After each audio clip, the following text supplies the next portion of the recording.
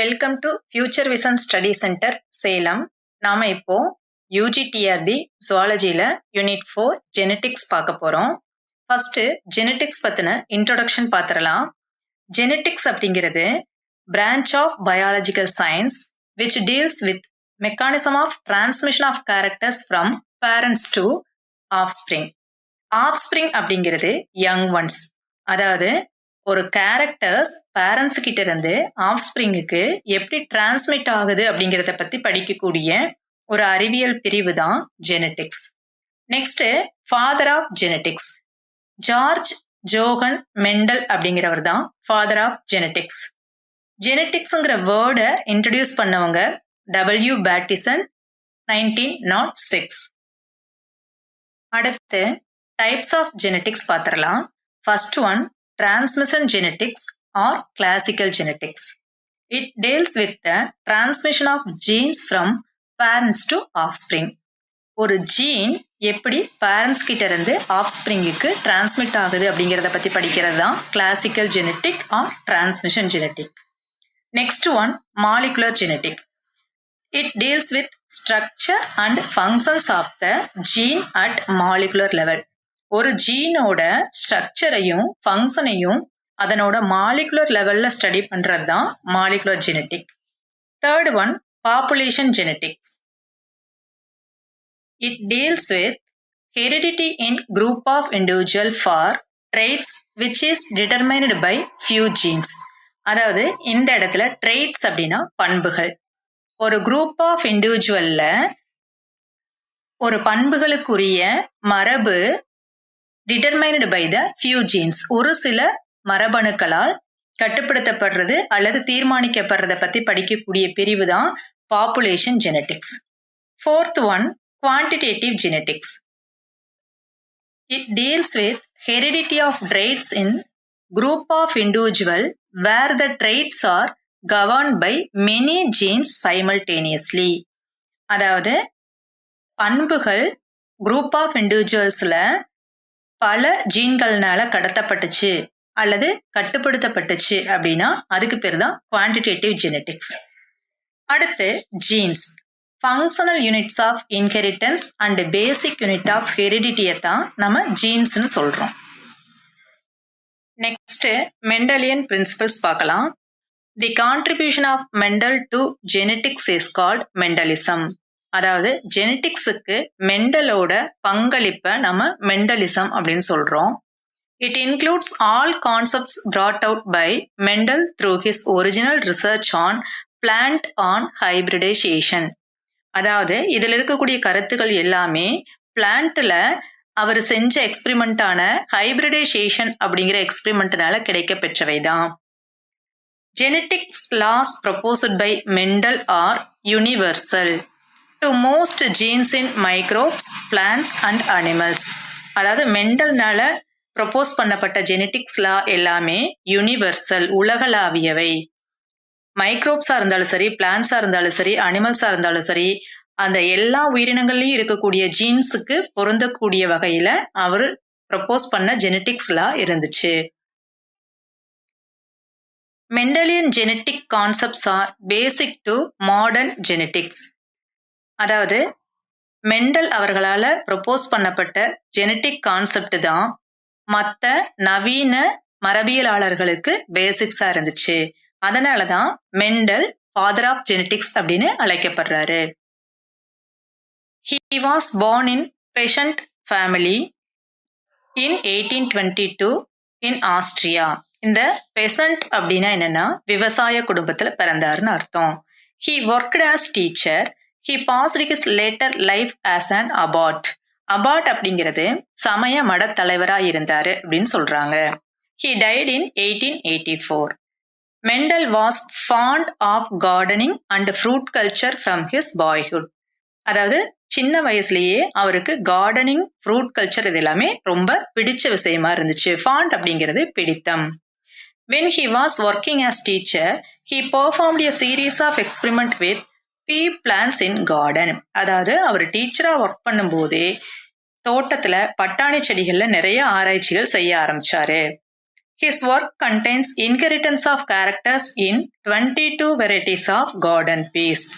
அதாவது அவரோட ஒர்க்கில் 22 வகையான தோட்ட பட்டாணிகளில் கேரக்டர்ஸ் எப்படி பாரம்பரியமாகுது அப்படிங்கிறத பற்றி எக்ஸ்பிரிமெண்ட் பண்ணாரு. His papers were published in 1866 and 1867 in the Proceeding of Natural History Society of Broun.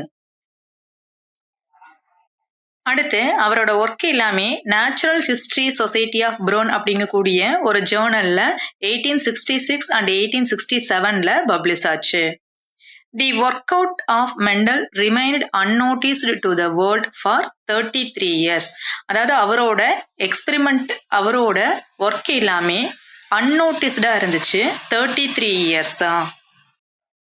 In 19th century, the principles of genetics worked out by Mendel were rediscovered by 3 botanists, namely Correns, De Vries and Testmark.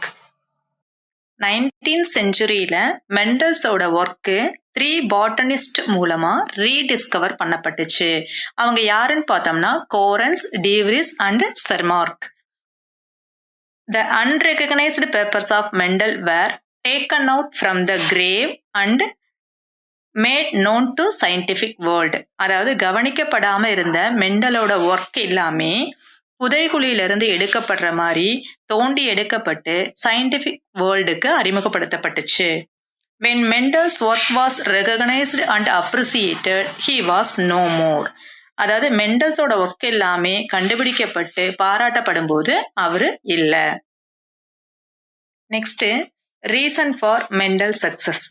Mendel did his work by collecting several varieties of garden pea, Pisum sativum, from salesmen and studied the differences among them. அதாவது தோட்டப்பட்டாணியோட அறிவியல் பெயர் Pisum sativum. நிறைய தோட்டப்பட்டாணி செடிகளை salesman கிட்ட இருந்து வாங்கி அந்த செடிகளுக்கு இடையில இருக்கக்கூடிய டிஃபரன்சஸை பத்தி ஸ்டடி பண்ண ஆரம்பிச்சாரு. Then he did hybridization experiments with these plants differing in certain characters. அடுத்து இந்த மாதிரி டிஃபரெண்டான கேரக்டர்ஸ் கொண்ட பிளான்ஸுக்கு இடையில ஹைபிரிடைசேஷன் எக்ஸ்பெரிமெண்ட்டை செய்ய ஆரம்பிச்சாரு.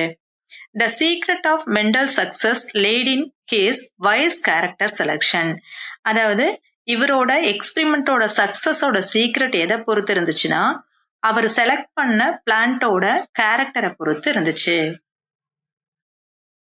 The following are the reason for the success of Mendel.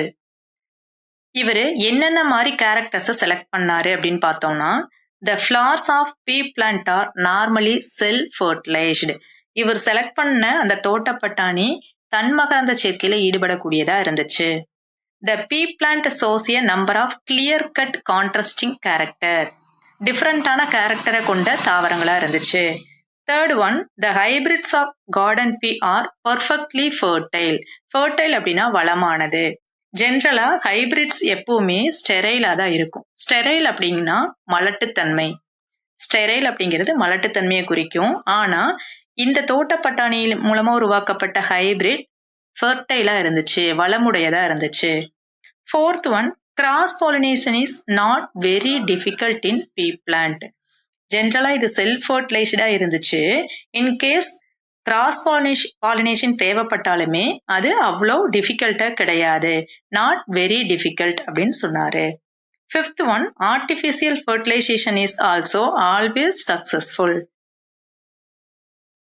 Sixth one, the genes for the 7 pairs of characters are located on the 7 separated homologous pair of chromosome. அதாவது 7 கேரக்டரை determine பண்ணக்கூடிய jeans எல்லாமே 7 separated homologous pair of குரோமோசோம்ல அமைக்கப்பட்டிருந்துச்சு. அடுத்தது, many pure breeding varieties are available for the experiment. Pure breeding plant அப்படின்னா என்னன்னா, ஒரு plant ஒரு கேரக்டரை சேஞ்ச் பண்ணாம நிறைய ஜென்ரேஷன்ல எக்ஸ்பிரஸ் பண்ணிக்கிட்டே இருந்துச்சு அப்படின்னா அந்த பிளான்ட்டை பியூர் பிரீடிங் பிளான்ட் அப்படின்னு சொல்லுவோம். அடுத்து, it is very easy to cultivate the pea plants in open ground. Cultivate பண்றதுக்கு ஈஸியா இருந்துச்சு. Next one, they have a short growth period and short life cycle. 10th one, Mendel studied the inheritance of only one character at the time. This made the complex problem simple. அவரு தன்னோட எக்ஸ்பெரிமெண்ட்டுக்கு ஒரு டைம்ல ஒரே ஒரு கேரக்டரை மட்டுமே எடுத்துக்கிட்டாரு. He maintained the statistical records of the result. அதாவது statistical ரெக்கார்டை மெயின்டைன் பண்ணாரு. இது எதுக்கு யூஸ்ஃபுல்லா இருந்துச்சு அப்படின்னா நியூமரிக்கல் ரேஷியோஸை டெரைவ் பண்றதுக்கு ரொம்ப ஹெல்ப்ஃபுல்லா இருந்துச்சு. அடுத்த topic characters selected by Mendel. தோட்டப்பட்டாணியில மெண்டல் என்னென்ன கேரக்டரை செலக்ட் பண்ணாரு அப்படிங்கிறத நம்ம பார்க்கலாம். தோட்டப்பட்டாணியில நமக்கு தெரியும் நிறைய கான்ட்ராஸ்டிங் கேரக்டர் இருக்கும். Out of these contrasting character Mendel selected only 7 characters. அவரு 7 கேரக்டரை மட்டும்தான் தன்னோட எக்ஸ்பெரிமெண்ட்டுக்கு எடுத்துக்கிட்டாரு. அந்த 7 கேரக்டர்லயுமே பார்த்தோம்னா 2 வெரைட்டிஸ் ஆர் ஆல்டர்னேட்டிவ்ஸ் இருக்கும். அதாவது ஒவ்வொரு கேரக்டர்லயும் 2 மாறுபட்ட பண்புகள் இருக்கும் அப்படின்னு சொல்றாங்க. மெண்டல் தன்னோட எக்ஸ்பெரிமெண்ட்டுக்கு எடுத்துக்கிட்ட 7 கேரக்டர்ஸ் என்ன அப்படின்னு பார்த்தோம்னா ஃபர்ஸ்ட் ஒன் சீடோட தோற்றம். விதையின் தோற்றம். அடுத்தது விதை இலையோட நிறம். காட்டிலிடன்ஸ் அப்படிங்கிறது விதை இலையோட நிறம். நெக்ஸ்ட் ஃபிளார்ஸோட கலர், மலரின் நிறம். ஃபோர்த் ஒன் கனியோட அமைப்பு. அடுத்தது கனி உரையோட கலர். அடுத்து பார்த்தோம் அப்படின்னா 6th ஒன் ஸ்டெம்மோட பிளேஸ். அதாவது ஸ்டெம்ல மலர் எங்க இருக்கு, ஃபிளார் எங்க இருக்குது அப்படிங்கிறது தான் 6th கேரக்டர். அடுத்தது ஸ்டெம்மோட லென்த். இதுதான் 7th கேரக்டர். இப்போ இந்த ஒவ்வொரு கேரக்டர்லயுமே 2 ஆல்டர்னேட்டிவ் ஸ்ட்ரக்சர் இருந்துச்சு, 2 வெரைட்டிஸ் ஆஃப் கேரக்டர்ஸை எக்ஸ்பிரஸ் பண்ணுச்சு அப்படின்னு சொல்றாங்க. அதுல ஒன்னு டாமினன்ட், இன்னொன்னு ரெசசிவ். டாமினன்ட் அப்படின்னா என்னன்னா ஓங்குதன்மை, டாமினன்ட். அடுத்தது ரெசசிவ் அப்படிங்கிறது என்னன்னா ஒடுங்குதன்மை. ஓகே, இப்போ ஒவ்வொரு கேரக்டர்லயும் எது டாமினன்ட் எது ரெசசிவ் அப்படின்னு பார்த்தோம்னா விதையோட அமைப்புல ரவுண்டா இருந்துச்சுன்னா டாமினன்ட், அதுவே ரிங்கிள்ட் அப்படின்னா சுருங்கி இருந்ததுன்னா ரெசசிவ். நெக்ஸ்ட் விதை இலையோட நிறம் எல்லோ கலர்ல இருந்துச்சுன்னா அது டாமினன்ட், ஓங்குதன்மை. அதுவே கிரீன் கலர்ல இருந்ததுன்னா ரெசசிவ், ஒடுங்குதன்மை. அடுத்தது ஃபிளாரோட கலர் ஒயிட் கலர்ல இருந்தா டாமினன்ட், வயலட் கலர்ல இருந்தா ரெசசிவ். அடுத்தது கனியோட அமைப்பு முழுமையா இருந்தா டாமினன்ட், அதுவே கன்ஸ்ட்ரிக்டட் சுருங்கி இருந்தா ரெசசிவ். அடுத்தது கனி உரையோட நிறம் எல்லோவா இருந்தா டாமினன்ட், கிரீனா இருந்தா ரெசசிவ். அடுத்தது ஸ்டெம்மோட பக்கவாட்டு பகுதியில ஃபிளார் இருந்துச்சுன்னா அது டாமினன்ட், ஏன்னா ஸ்டெம் வந்து growth ஆகும். ஆனா ஸ்டெம்மோட டாப்ல ஃபிளார் இருந்துச்சுன்னா அது ரெசசிவ், ஸ்டெம்மோட growth வந்து அப்படியே ஸ்டாப் ஆயிரும்.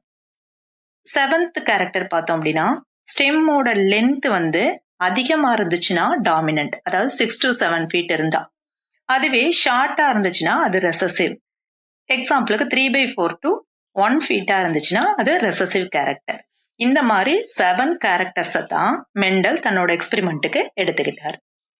Next topic law of segregation and monohybrid experiment. The law of segregation is a law of inheritance, அதாவது பாரம்பரியமாதல் விதின்னு சொல்றோம். Law of inheritance of each pair of contrasting character proposed by Mendel 1866. Law of segregation அப்படிங்கிற லாவை propose பண்ணது mental தான் 1866ல.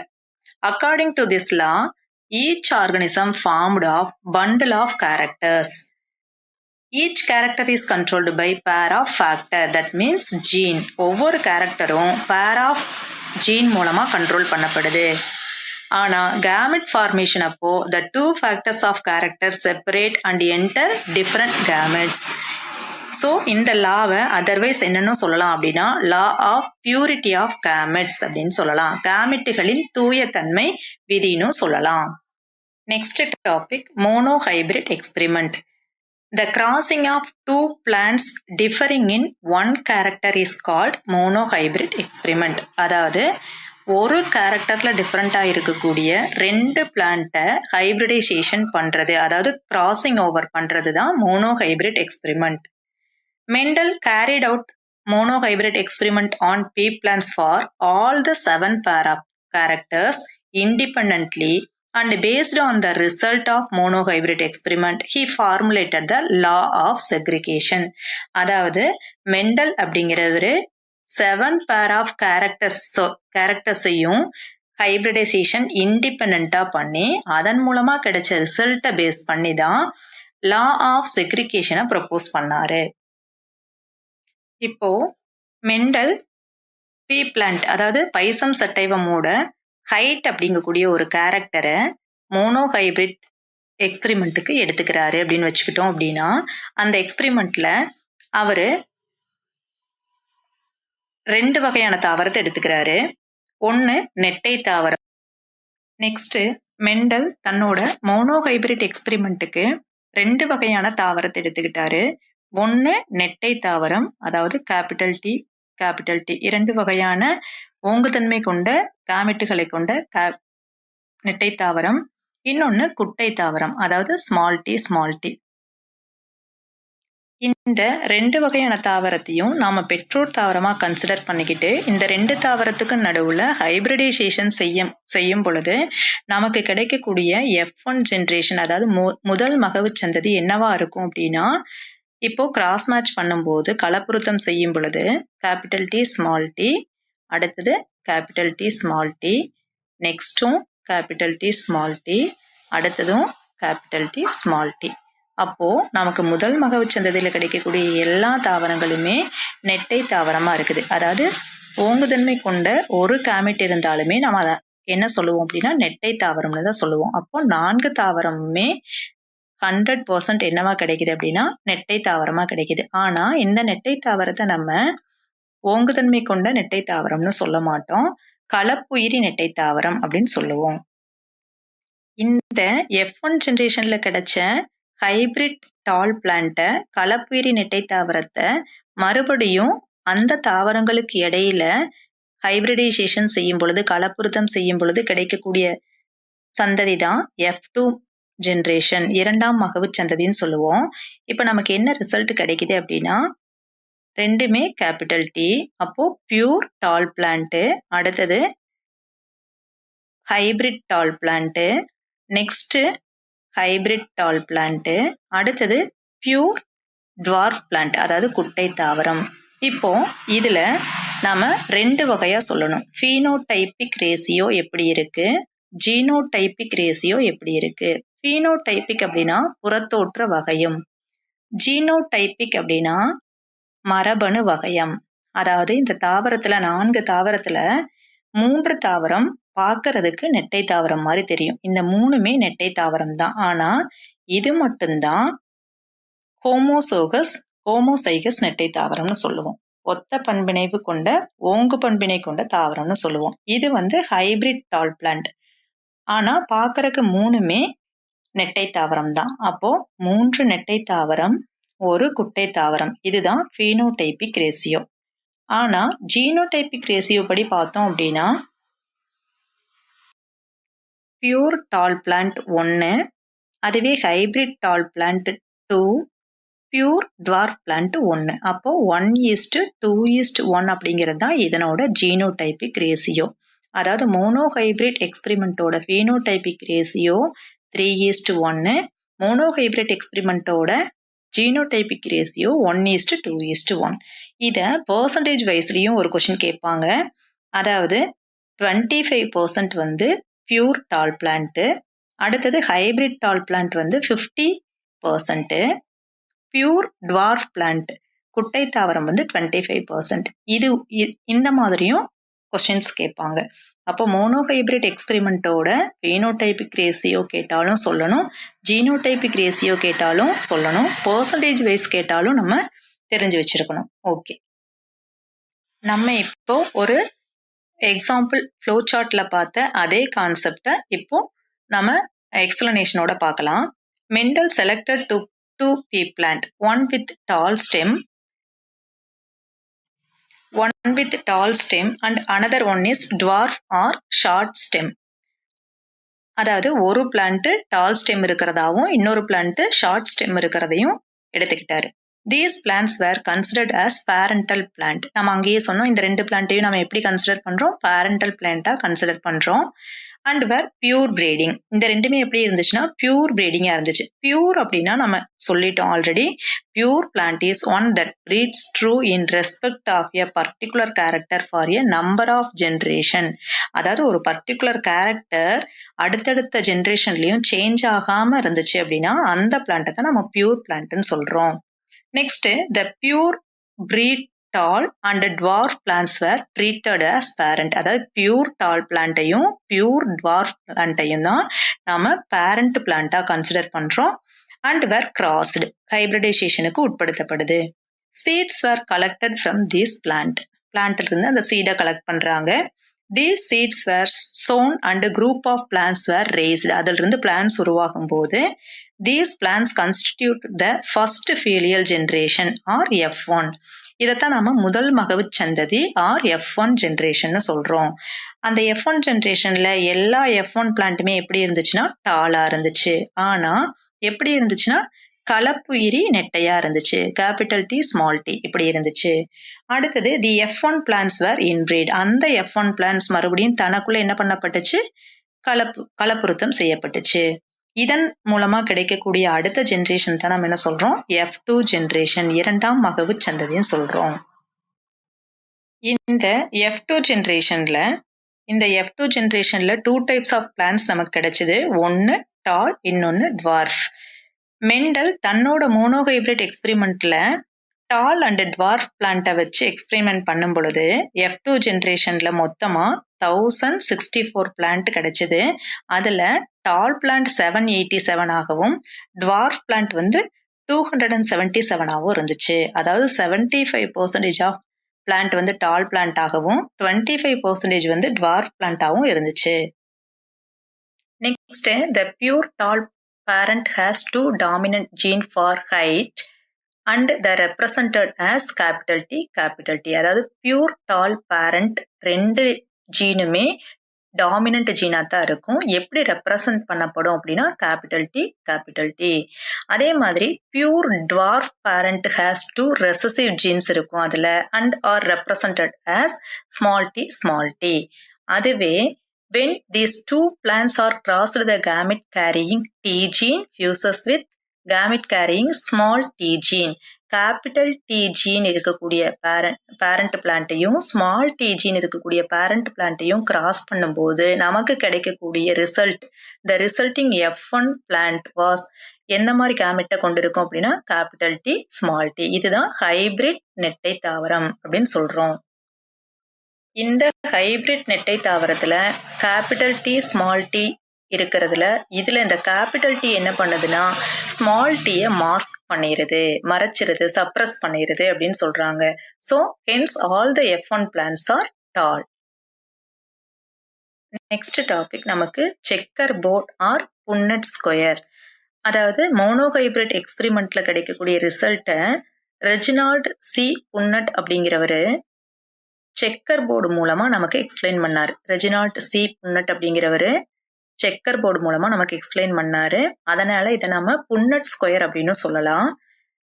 இது டால் parent plant, இது dwarf parent plant. ரெண்டையும் cross match பண்ணும்போது கிடைக்கக்கூடியது F1 generation hybrid tall plant. இந்த ஹைபிரிட் டால் பிளான்ட்ல இருக்கக்கூடிய கேமெட்டை செக்கர் போர்டுல பிரிச்சிடுறாரு, கேபிட்டல் டி, ஸ்மால் டீன்னு. அதே மாதிரி கேபிட்டல் டி, ஸ்மால் டி. இப்போ இந்த capital T, small t, capital T, small டீயை நம்ம பாக்ஸில் கிராஸ் மேட்ச் பண்ணும்போது நமக்கு கிடைக்கக்கூடிய result pure tall plant, next hybrid tall plant, அடுத்தது அதே மாதிரி பியூர் டால் பிளான்ட்டு, அடுத்தது ஹைபிரிட் டால் பிளான்ட். அப்போது நமக்கு அந்த மோனோஹைபிரிட் எக்ஸ்பெரிமெண்ட்டில் கிடைச்ச அதே ரிசல்ட்டு ஃபீனோடைபிக் ரேசியோ 3:1 ஆகவும் ஜீனோடைபிக் ரேசியோ 1:2:1 ஆகவும் கிடைக்குது.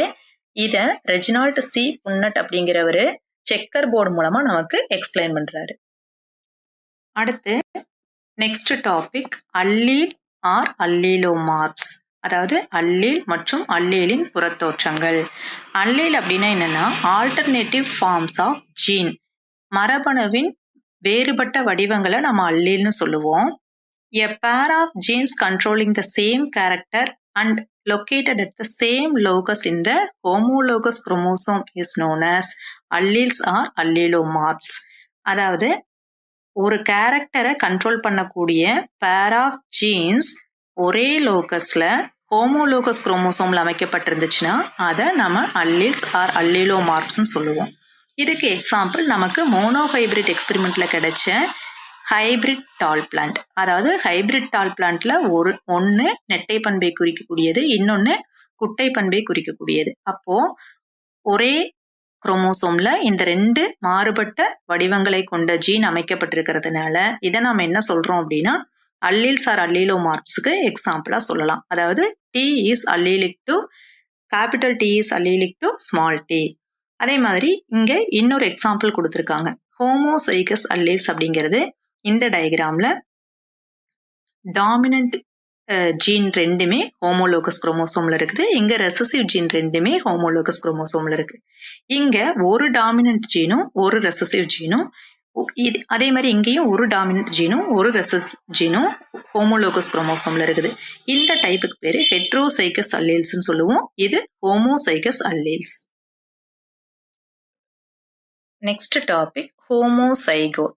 ஹோமோ அப்படின்னா சிமிலர், சைகஸ்னா பேர். Homozygote is an individual carrying identical genes for particular character. ஒரு பர்டிகுலர் கேரக்டரை டிட்டர்மைன் பண்ணக்கூடிய ஜீன்ஸ் ஐடென்டிக்கலா இருந்துச்சுன்னா அது ஹோமோசைகோட்னு சொல்லுவோம். This genotype is called homozygous genotype and the organism is called homozygous organism. இந்த மாதிரி ஜீனோடைப்பை நம்ம ஹோமோசைகஸ் ஜீனோடைப்னு சொல்லுவோம். இந்த ஜீனோடைப்பை பெற்றிருக்கக்கூடிய ஆர்கானிசத்தை ஹோமோசைகஸ் ஆர்கானிசம்னு சொல்லுவோம். Homozygote produce only one kind of gamete. அதில் ஒரு ஜீனில் இருக்கக்கூடிய கேமெட்டு ஒரே மாதிரி ஐடென்டிக்கலா இருக்கும். ஒன்லி ஒன் டைப் ஆஃப் கேமெட்டை மட்டும்தான் அது ப்ரொடியூஸ் பண்ணும். தே ஆல்வேஸ் பிரீட் ட்ரூ, அதாவது இது எப்பவுமே ட்ரூ பிரீடா இருக்கும். When both genes of homozygote are dominant, அப்போ அந்த ஜீன்ஸ் ரெண்டுமே ஓங்குதன்மையை குறிக்கக்கூடியதா இருந்துச்சுன்னா அந்த ஜீனோடைப்பை ஹோமோசைகஸ் டாமினன்ட்னு சொல்லுவோம். இப்போ எக்ஸாம்பிள் பியூர் டால் பிளான்ட்டை நம்ம கேபிட்டல் டின்னு சொல்லுவோம். இது பியூர் பிரீட். இது ஹோமோசைகோட் பிளான்ட்டுக்கு ஒரு example. When both genes are homozygote are ரெசசிவா இருந்துச்சுன்னா இந்த ஜீனோடைப்பை ஹோமோசைகஸ் ரெசசிவ் ஜீனோடைப்னு சொல்லுவோம். அதுக்கு எக்ஸாம்பிள் குட்டை தாவரம், dwarf parent plant, small t. அடுத்த டாபிக் ஹெட்டரோசைகோட். ஹெட்டரோ அப்படின்னா டிஸ்சிமிலர், சைகஸ் அப்படிங்கிறது pair. Heterozygote is an organism carrying non-identical genes for a particular character. ஒரு பர்டிகுலர் கேரக்டரை டிட்டர்மைன் பண்ணக்கூடிய ஜீன்ஸ் நான் ஐடென்டிக்கலா இருந்துச்சுன்னா அதை நாம ஹெட்டரோசைகோட்னு சொல்லுவோம். This genotype is called heterozygous genotype and the individual is called heterozygous organism. Heterozygote produce two types of gamete. அதே மாதிரி ஹோமோசைகஸ் எப்பவுமே ட்ரூ பிரீடா இருக்கும். இந்த ஹெட்ரோசைகோட் எப்பவுமே நெவர் பிரீட் ட்ரூ பிரீடா இருக்க வாய்ப்பில்லை. இதுக்கு எக்ஸாம்பிள் என்னன்னு பார்த்தோம்னா மெண்டல்ஸோட எக்ஸ்பெரிமெண்ட்ல F1 பிளான்ட்ல கிடைக்கக்கூடிய ஹைபிரிட் டால் பிளான்ட் அப்படிங்கிறது இதுக்கு எக்ஸாம்பிள். இதுல இருக்கக்கூடிய கேமெட் பார்த்தோம்னா டிஃப்ரெண்டா இருக்கு, நான் ஐடென்டிக்கலா இருக்கு. அப்போ இது ஹெட்ரோசைகோட் ஜீனோடைப்புக்கு ஒரு பெஸ்ட் எக்ஸாம்பிள். ஓகே, நாம இப்போ இந்த சாப்டர்ல என்னென்ன பார்த்தோம் அப்படின்னா ஜெனட்டிக்ஸ்னா என்ன, Mendelian principles, monohybrid experiment, alleles, homozygote, heterozygote இதெல்லாம் பார்த்தோம். இப்போ இது சம்பந்தமான 1 மார்க்ஸுக்கு நமக்கு ஆன்சர் தெரியுதான்னு பார்த்துடலாம். First 1 mark. Which of the following is not one of Mendel's law? மெண்டல்ஸோட லால டிஃப்ரெண்டா இருக்கிறது எது அப்படின்னு பார்க்கலாம். ஃபர்ஸ்ட் லா ஆஃப் செக்ரிகேஷன், தனித்து பிரிதல் விதி. இது நாம படிச்சோம் மோனோஹைபிரிட் எக்ஸ்பெரிமெண்ட்ல. கேமெட் செப்பரேட் ஆகும் பொழுது அந்த கேரக்டர் தனியா என்ட்ராகும் ஒவ்வொரு கேமெட்லயும் அப்படிங்கிறது நம்ம படிச்சோம். அடுத்து லா ஆஃப் இண்டிபெண்டன்ட் அசார்ட்மெண்ட், சார்பின்றி ஒதுங்குதல் விதி. இதுவும் மெண்டல்ஸோட லா தான். அடுத்து third one law of dominance. Dominant character அப்படின்னாவே கேபிட்டல் டி நெட்டை தாவரம். அப்ப இதுவும் மெண்டல்ஸோட லா தான். அப்போ law of genes of expression அப்படிங்கிறது தான் இதனோட answer. Okay, next second question பாருங்க. In a monohybrid cross between two heterozygous pea plant. Heterozygous pea plant அப்படின்னாவே capital T small t. What percentage of F2 generation will be homozygous dominant capital T capital T? இப்போ நம்ம monohybrid எக்ஸ்பெரிமெண்ட்ல heterozygous plant ரெண்டை cross match பண்ணும்போது நமக்கு already percentage சொல்லியாச்சு. Capital T 25% கிடைக்கும்.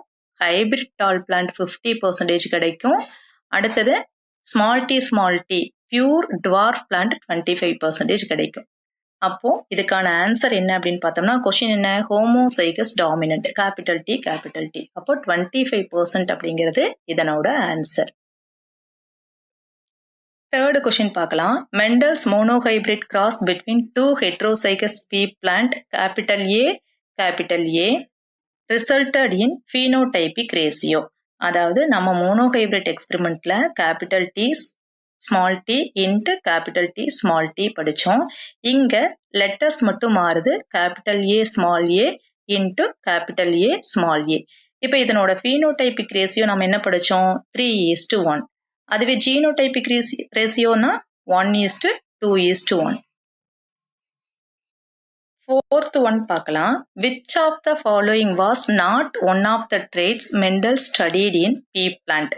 பீ பிளான்ட்டோட சயின்டிஃபிக் நேம் என்ன படித்தோம், பைசம் சட்டைவம். இப்போ பைசம் சட்டைவமோட எந்த கேரக்டர் மெண்டல்ஸ் தன்னோட எக்ஸ்பெரிமெண்ட்டுக்கு எடுத்துக்கல? ஃபர்ஸ்ட் சீடு கலர் எடுத்துக்கிட்டார். ஓகே, அடுத்தது பாட் ஷேப்பும் எடுத்துக்கிட்டாரு. ஃப்ளார் கலரும் எடுத்துக்கிட்டாரு. லீவ் ஷேப் தான் அவரு எக்ஸ்பெரிமெண்ட்டுக்கு எடுத்துக்காத கேரக்டர்.